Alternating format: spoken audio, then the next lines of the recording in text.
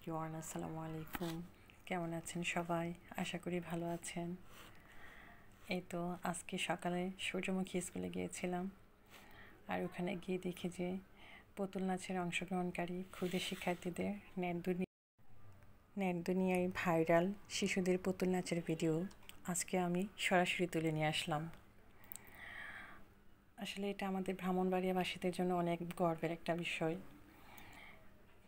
যখন তারা স্কুলে নতুন এটা ট্রাই করেছিল, তো এটা নেটের মাধ্যমে ভাইরাল হয়েছিল, আর এই ভাইরাল ভিডিওটা দেখে নাকি এখন সারা বিশ্বে তাদের প্রচারণা চলছে।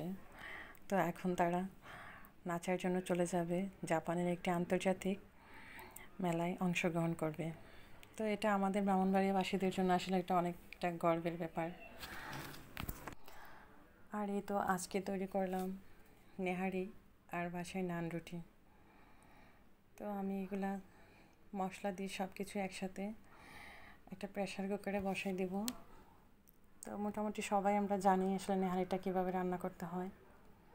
তো আমি সেই প্রসেসে সব মশলা দিয়ে একসাথে মেখে গরম পানি দেব পরিমাণ মতো। এমনভাবে পানিটা দিব যেন এটা ডুবে থাকে হালকা, আবার বেশি ডুবে যেন না থাকে। যদি বেশি ডুবে থাকে তাহলে পানিটা শুকাতে শুকাতে আপনার মাংসটা একদম খুলে চলে আসবে।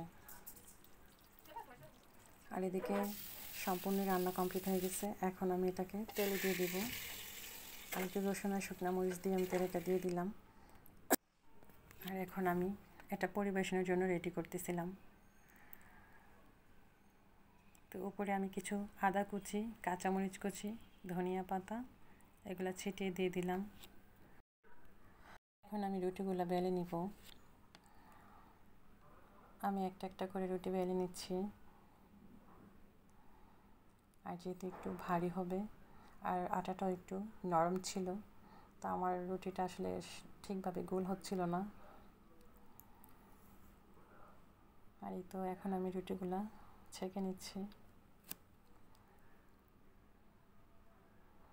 আর আজকে বাসায় ছিল না, সেজন্য এটা বেশি ফুলে নাই, হালকা ফুলেছিল।